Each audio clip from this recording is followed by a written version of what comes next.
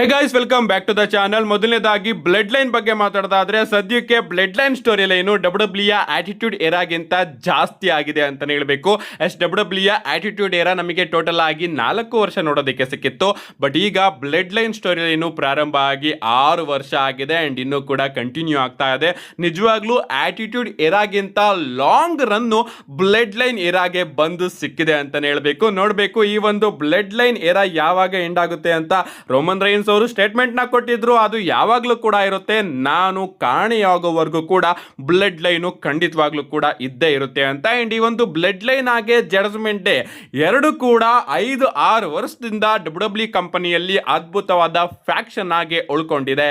Next update ಕಡೆ ಬರೋದಾದ್ರೆ ಇದಿರ್ತಕ್ಕಂಥದ್ದು ನಮ್ಮ ವೈಪರ್ ರ್ಯಾಂಡಿ ಓಟನ್ ಅವರ ಬಗ್ಗೆ. ನಮ್ಮ ವೈಪರ್ ರ್ಯಾಂಡಿ ಓಟನ್ ಅವರು ಸದ್ಯಕ್ಕೆ ಡಬ್ಲ್ಯೂ ಕಂಪನಿಯಿಂದ ಕಾಣೆಯಾಗಿ 100 ದಿನ ಆಗಿದೆ ಅಂತಾನೆ ಹೇಳ್ಬೇಕು. ನಿಜವಾಗ್ಲೂ ಏನು ಕೂಡ ಅಪ್ಡೇಟ್ ಇಲ್ಲ ಅವರ ಬಗ್ಗೆ. ಏನಾಯಿತು, ಅವರ ಸ್ಟೋರಿ ಲೈನ್ ಏನಾಯಿತು, ಏನಾದರೂ ಇಂಜುರಿ ಆಗಿದೆಯಾ, ಏನು ಕೂಡ ಅಪ್ಡೇಟ್ ನ ಡಬ್ಲ್ಯೂ ಅವರು ಕೂಡ ಕೊಡ್ತಾ ಇಲ್ಲ. ಈ ಕಡೆ ಅಪ್ಡೇಟ್ ಕಡೆಯಿಂದನೂ ಕೂಡ ಏನು ಅಪ್ಡೇಟ್ ಬರ್ತಾ ಇಲ್ಲ.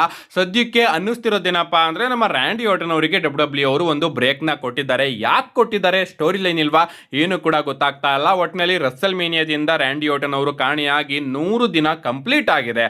ನೋಡೋಣ ಸಮ್ಮರ್ ಸ್ಲಾಮ್ ಅಲ್ಲೂ ಕೂಡ ರ್ಯಾಂಡಿ ಓಟನ್ ಅವರು ಏನಾದರೂ ಬರಲಿಲ್ಲ ಅಂದ್ರೆ ಏನು ಹೇಳೋದು ಅಂತ ಗೊತ್ತಾಗೋದೇ ಇಲ್ಲ. ಒಂದು ಸ್ಟೋರಿನ ಪ್ರಾರಂಭ ಮಾಡಿದ್ದೀರಾ, ಅದಕ್ಕೊಂದು ಕನ್ಕ್ಲೂಷನ್ ಕೂಡ ಕೊಟ್ಟಿಲ್ಲ ನೀವು. ನೆಕ್ಸ್ಟ್ ಅಪ್ಡೇಟ್ ಕಡೆ ಬರೋದಾದ್ರೆ ಇದ್ದಿರ್ತಕ್ಕಂಥದ್ದು ಡಬ್ಲ್ಯೂ ವಿಮೆನ್ಸ್ ಚಾಂಪಿಯನ್ಶಿಪ್ ಮ್ಯಾಚ್ ಬಗ್ಗೆ. ಡಬ್ಲ್ಯೂ ಅವರು ಒಂದು ಟೈಮಲ್ಲಿ ಸ್ಟಿಫನ್ ಸ್ಟಾಟನ್ ಹಾಗೆ ಬ್ಲೇಕ್ ಮೊನ್ರೆ ಅವರ ನಡುವೆ ಒಂದು ಮ್ಯಾಚ್ ನ ಸಮ್ಮರ್ ಸ್ಲಾಮಿಗೆ ಪ್ಲಾನ್ ಮಾಡಿದ್ರಂತೆ ಡಬ್ಲ್ಯೂ ವಿಮೆನ್ಸ್ ಯುನೈಟೆಡ್ ಸ್ಟೇಟ್ ಚಾಂಪಿಯನ್ಶಿಪ್ಗೆ. ಬಟ್ ಇನ್ನೂ ಕೂಡ ಈ ಒಂದು ಮ್ಯಾಚ್ ಒರಿಜಿನಲ್ ಆಗಿ ಪ್ಲಾನ್ ಆಗೇ ಇದೆಯಾ ಅಥವಾ ಡಬ್ಲ್ಯೂ ಅವರು ಶೆಲ್ಫ್ ಮಾಡಿದಾರ ಗೊತ್ತಿಲ್ಲ. ಸದ್ಯಕ್ಕೆ ಈ ಒಂದು ಮ್ಯಾಚ್ ನು ಕೂಡ ಪ್ಲಾನ್ ಮಾಡ್ಕೊಂಡಿದ್ರಂತೆ ಈ ಬಾರಿಯ ಸಮ್ಮರ್ ಸ್ಲಾಮ್ಗೆ. ನೆಕ್ಸ್ಟ್ ಅಪ್ಡೇಟ್ ಕಡೆ ಬರೋದಾದ್ರೆ ಈ ಒಂದು ಫೋಟೋನ ನೀವು ಇಲ್ಲಿ ನೋಡ್ತಾ ಇರಬಹುದು. ನಮ್ಮ ಟ್ರೈಬಲ್ ಚೀಫ್ ರೋಮನ್ ರೈನ್ಸ್ ಅವರು ಡ್ಯಾನ್ ಹೌಸಿನ್ ಅವರ ಜೊತೆ ಇದ್ದಾರೆ. ಅಂಡ್ ರೀಸೆಂಟ್ ಆಗಿ ಫೆನೆಟಿಕ್ ಫೆಸ್ಟ್ ಆಯ್ತಲ್ಲ, ಆ ಒಂದು ಶೋ ಅಲ್ಲಿ ಈ ಒಂದು ಫೋಟೋ ತಗೊಂಡಿರೋದು. ಅಂಡ್ ರೋಮನ್ ರೈನ್ಸ್ ಹಾಗೆ ಡ್ಯಾನ್ ಹೌಸಿನ್ ಅವರ ನಡುವೆ ಚಾಟಿಂಗ್ ಕೂಡ ಇಲ್ಲಿ ನೋಡೋದಿಕ್ಕೆ ಸಿಗ್ತಾ ಇದೆ. ಅಂಡ್ ಗೊತ್ತಿಲ್ಲ ಏನ್ ಮಾಡ್ಕೊಂಡಿದ್ದಾರೆ ಅಂತ. ಅಂಡ್ ಐ ಥಿಂಕ್ ಇವರ ನಡುವೆ ಒಂದು ಸೆಗ್ಮೆಂಟ್ ಅಥವಾ ಮ್ಯಾಚ್ ಆಗುತ್ತೆ ಅನ್ನೋದು ಕೂಡ ಡೌಟ್ ಇದೆ. ನಮ್ಮ ನೆಕ್ಸ್ಟ್ ಅಂಡ್ ಫೈನಲ್ ಅಪ್ಡೇಟ್ ಕಡೆ ಬರೋದಾದ್ರೆ ಇದಿರ್ತಕ್ಕಂಥದ್ದು ನಾಳೆಯ ಸ್ಮ್ಯಾಕ್ ಡೌನ್ ಬಗ್ಗೆ. ನಾಳೆ smack down one of the boring episode ಅಲ್ಲಿ ಒಂದು ಕೂಡ ಆಗ್ಬಹುದು. ಅದನ್ನ ಬಿಟ್ರೆ 2 ಗಂಟೆ ಶೋ ಅಲ್ವಾ, ನೋಡೋಣ ಅಂತ ನೋಡ್ಬೇಕಷ್ಟೇ. ಯಾಕಂದ್ರೆ ಏನು ಕೂಡ ವಿಚಾರನ ಡಬ್ಲ್ಯೂ ಅವರು ನಾಳೆ ಸ್ಮ್ಯಾಕ್ ಡೌನ್ ಗೆ ಅಡ್ವರ್ಟೈಸೇ ಮಾಡಿಲ್ಲ. ಯಾವ ರೀತಿ ಮಂಡೇ ನೈಟ್ ರಾ ನ ಶೋ ಫಿಲ್ಲರ್ ರೀತಿ ಡಬ್ಲ್ಯೂ ಅವರು ತಗೊಂಡೋದ್ರು, ಅದೇ ರೀತಿ ನಾಳೆ ಸ್ಮ್ಯಾಕ್ ಡೌನ್ ಕೂಡ ಶೋ ಫಿಲ್ಲರ್ ರೀತಿ ಡಬ್ಲ್ಯೂ ಅವರು ತಗೊಂಡು ಹೋಗ್ತಾರೆ ಅಂತ ಫೀಲ್ ಬರ್ತಾ ಇದೆ. ಮೊದಲನೇದಾಗಿ ನಮಗೆ ನಾಳೆ ಸ್ಮ್ಯಾಕ್ ಡೌನ್ ನಲ್ಲಿ ಡಬ್ಲ್ಯೂ ಇಂಟರ್ ವಿಮೆನ್ಸ್ ಚಾಂಪಿಯನ್ಶಿಪ್ ನ ಲ್ಯಾಡರ್ ಮ್ಯಾಚ್ ಗೆ ಕ್ವಾಲಿಫಿಕೇಶನ್ ಮ್ಯಾಚ್ ನೋಡೋದಕ್ಕೆ ಸಿಗ್ತಾ ಇದೆ. ಶಾರ್ಲ್ಟ್ ಫೇರ್ ಹಾಗೆ ನಾಯಾ ಜಾಕ್ಸ್ ಅವರ ನಡುವೆ.